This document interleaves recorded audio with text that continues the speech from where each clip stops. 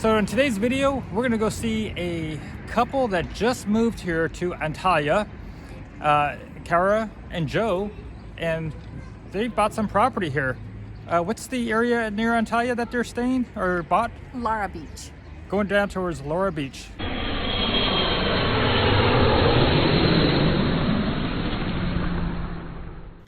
Joe and Kara are a couple of our viewers that reached out to us when they found out we were in Antalya, and they had informed us that they had moved to Antalya in large part due to our videos. So we chose to get together with them and get to know them a little bit better. We also went shopping with them. Check this out. Look at you. You guys look beautiful. I love the hats. You're gonna buy them? No. But I'm getting some donkey cream. All right, donkey cream for Julie. Well, it's donkey milk cream, guys. No, it's donkey. Yeah, not That's donkey, it, hold it it's donkey milk cream. Donkey milk cream. It's so softening. Yeah. Okay. And Kara, you're gonna get the hat? Not today. I'm not gonna get the hat. Oh. It's really Not until I heavy on can my commit head. to the whole outfit. These outfits are beautiful, and gosh, I want Julie to get the one over here. I think this, again, I showed this before, but I'll show it again because this would really make me love her even more. Joe and Kara chose the city of Lara for their home. And why Lara? Well, Lara Beach is one of the draws. It's a 12-kilometer sandy beach. The word Lara means sand in Hittite. Then there's Duden Falls, a popular tourist attraction that is just to the west of the beach area. And all along the cliff area from the beach of Lara going all the way towards Antalya to the west, there are massive parks and green spaces for families to get together as well as tourists. So this is a popular location for tourists, for investors, and for expats that are choosing to call the Antalya Turkey area home. So let's go pay a visit to Joe and Kara and check out their new place. Joe and Kara have a new construction which is within walking distance of the sea. It's also just a 3 or 4 minute walk to one of the largest malls in the Antalya Turkey area. So there's 2 apartments downstairs, there's 2 apartments on this floor, and then the next floor up has 2 duplexes. On our tour. So that's the elevator. Okay, walking into the apartment, and this is one of the most solid doors I've ever felt. It feels like that's a safe door. And we've got everybody in this room hanging out. This is the 1 bedroom. It's a good sized room. And there's a 2nd bedroom in here. Plenty of room. We have a full bath. Very, very good sized shower in here. Handheld and a rain head. They've got some new built-ins going in here. All kinds of cabinets, storage. More over here. Kitchen. Got the stove. Looks like a gas burner system. Got some nice cabinets. Some here have the see-through windows.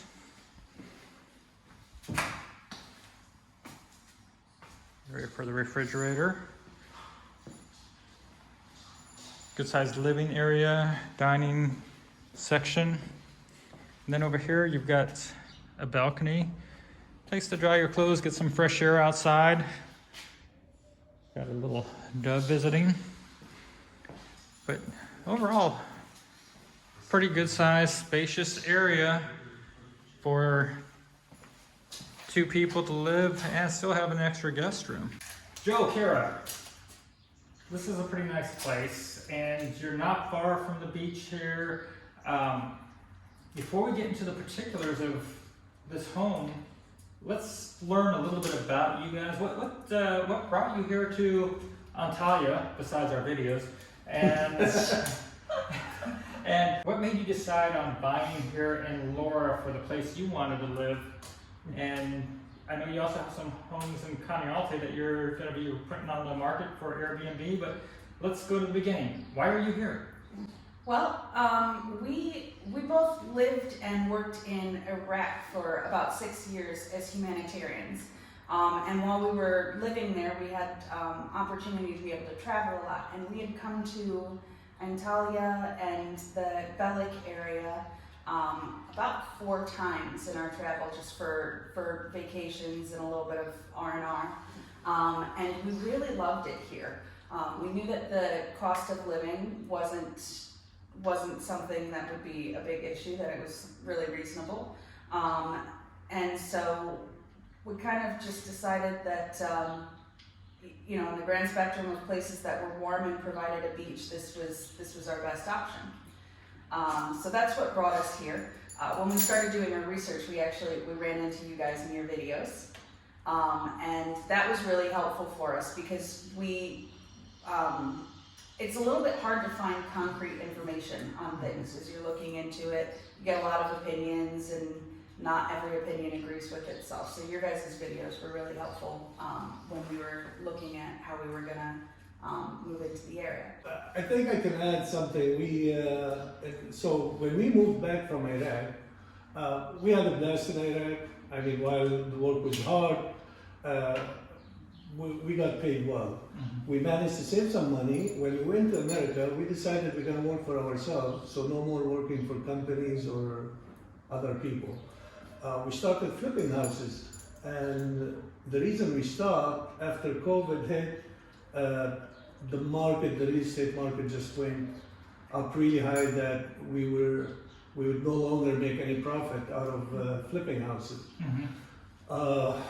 So it sounded like coming here with investing in some properties, we could rent some and then live in one. We ended up buying 3 apartments here. We're hoping to rent 2 and then live in one. Hopefully the rent money will provide us with what we need in life, which is not much. We're simple people. So their Airbnb properties, they're not yet up for rent as of the time we're having this conversation. As soon as they are, the links for their Airbnb will be in the video description. So you had also asked what made us choose this area, Lara, and Konyaalti for the other places. And a lot of that goes back to what Joe was talking about. We were looking at homes not just for ourselves and things that we liked, but also as an investment.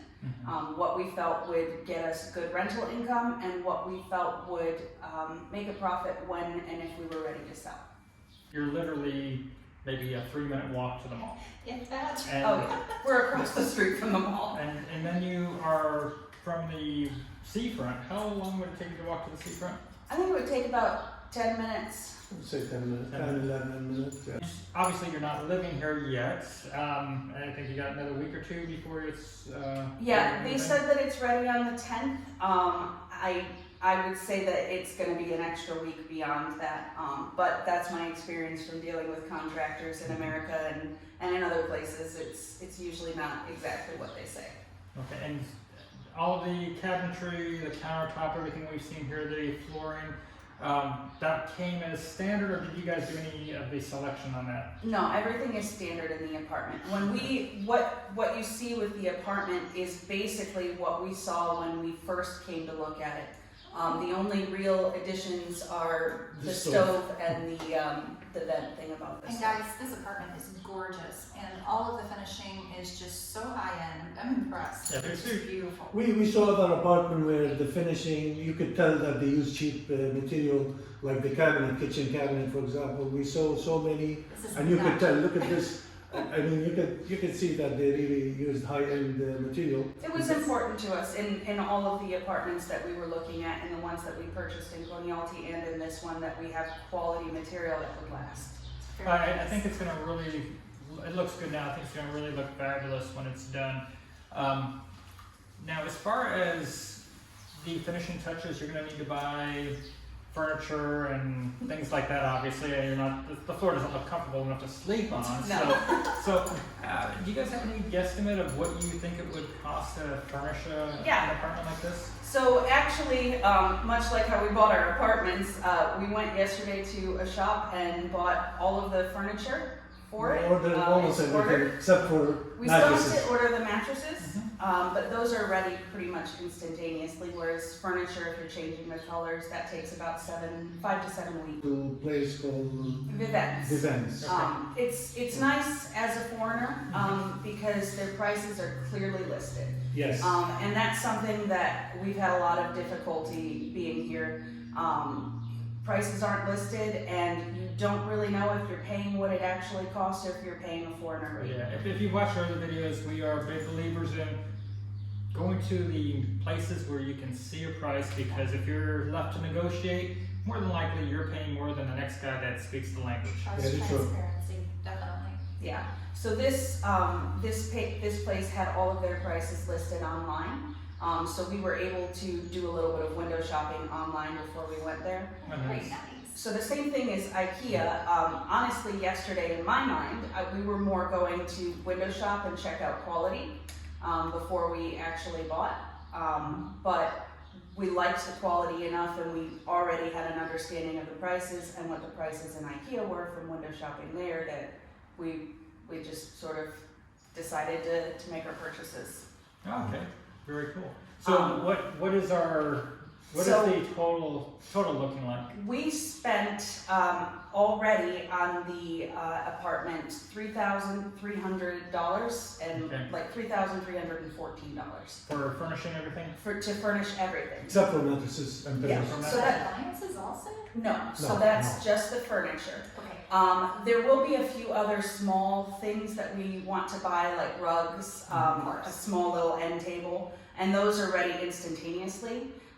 So we still have in the budget about $1,700 to finish up the furnishing, Okay. with the mattresses and all of the little odds and ends, including fitting out the kitchen. Like dishes and silverware and Yes. things like that. Okay. And then I did the same thing, window shopping online for appliances, and basically going in and looking at the highest end stuff available, which we're usually not the absolute highest end stuff. We like to get good quality, like balance out quality versus cost. Yeah. So we're gonna get higher middle range stuff. But the maximum that we would end up spending to completely put in appliances, TV, What- all of that is $5,000. Let me clear out something here. We lived 6 years in Iraq, plus 3 years in America. We did not sleep on a bed. We did not see a bed frame throughout the last 9 years. Wow. We did not see couches. We did not sit on couches. We did not use them. We haven't seen a mattress. So treating this apartment is like, okay, I think we roughed it up Yes. enough that now we can treat ourselves to the best or Luxury. semi-best. We never go for the Sure. highest. But this time we're not gonna go for the cheapest either. We're gonna go for something that we'll be comfortable with. Yeah. So that being said, we are going to end up spending a maximum, and like I said, I'm looking at the highest quality options available for appliances and things. To fit out this apartment, we'll end up spending a maximum of $10,000. Okay.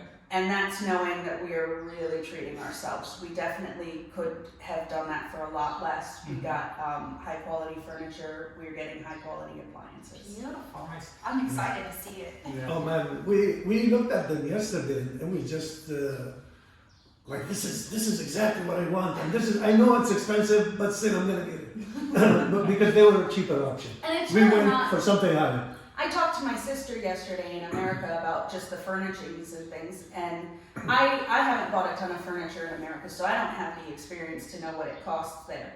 But we were comparing because she's shopping around for her house, and what we spent $3,300 on, she shopped around and said That's my for a favorite. lesser quality, she'd be paying $9,700 for those items. Yeah. So it's still significantly less expensive than what you would buy in America, but it's a big chunk of money to spend all at one time. Sure. So let's get down to probably what a lot of people want to know is what did it take to buy an apartment like this? Not only the price to buy this home, but anything that you ran into, whether there were expenses with agents or taxes or hidden costs or hiccups along the way. What can you tell us about being on the buyer side of this? Well, I think that there are a couple of important things to know that you may not realize on your own at first. We were referred to a realtor that had been used by several other Americans in the area, and she was fantastic. Can we drop her phone number link? Absolutely. Definitely.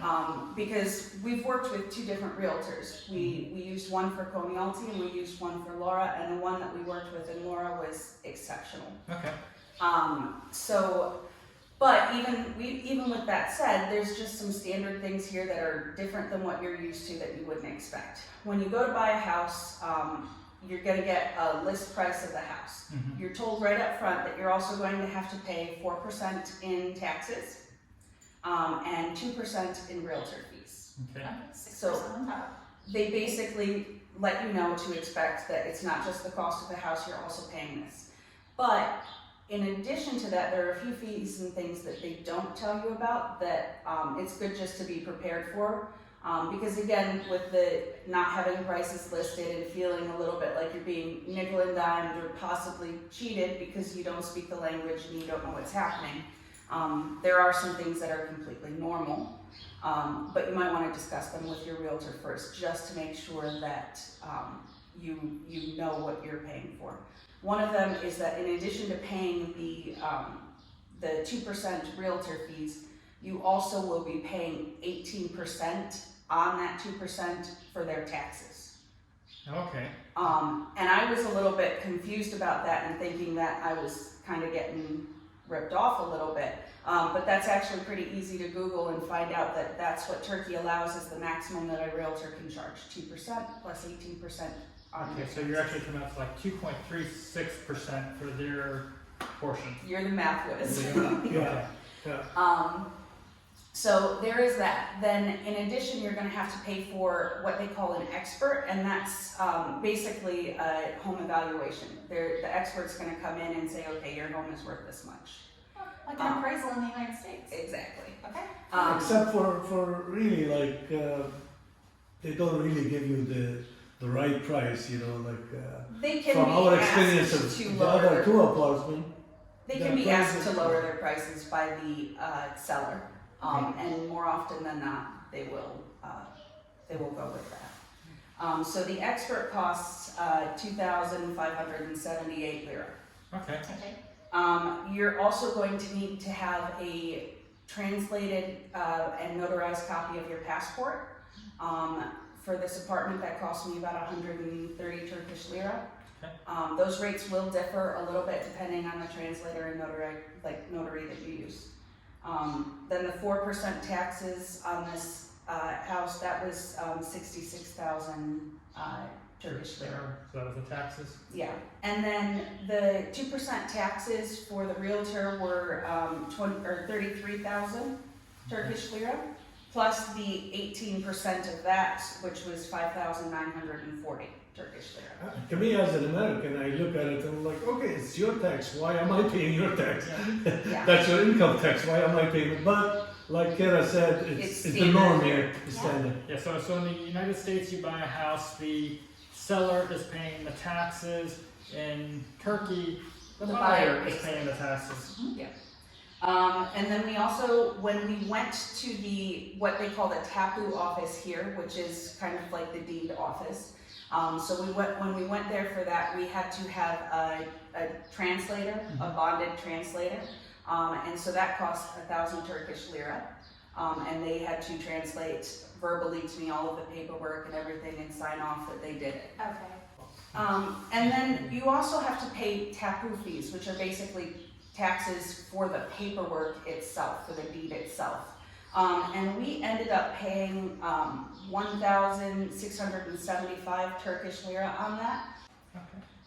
And the house, I can't remember if I even mentioned that, but that was 1,650,000. That was gonna be, I was gonna say, give me a drum roll, because I wanna know what you paid, so. Yep, 1,650,000 Turkish lira was the cost of the house. Okay. So The advertised cost of the house. yeah, We ended up paying, Kara knows the in number. total in US dollars, we paid for the house after all of the fees and everything, $128,918.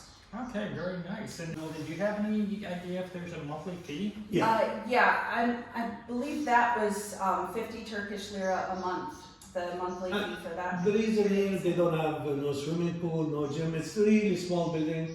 It's only 3-floor building, right? Yeah. The second floor is actually duplex, so the same people are gonna be living on the last 2 floors.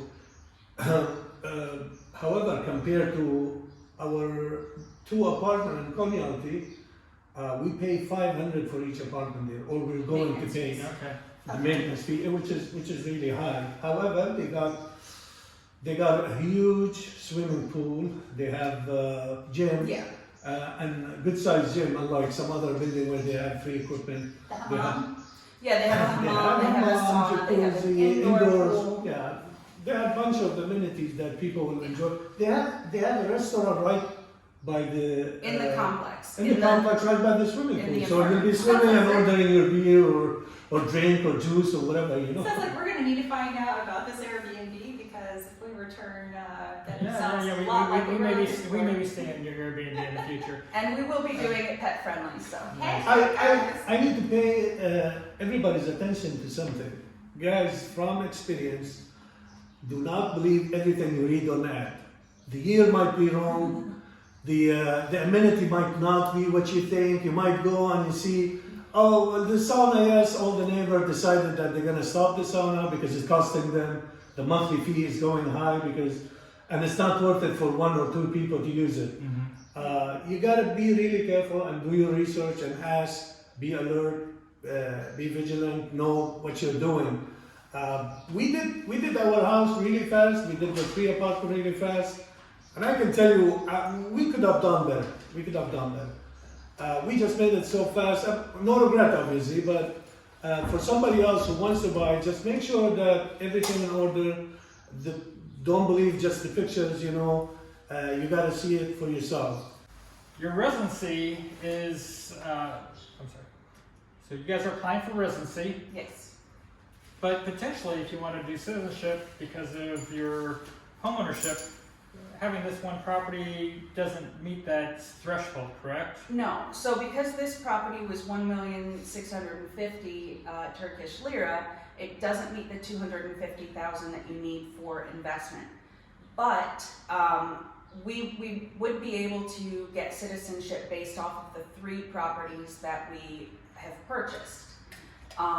We decided that we would sort of put that on hold until we learn a little bit more about Turkey and the systems and just the prices that we were quoted to have that done for us seemed very, very high.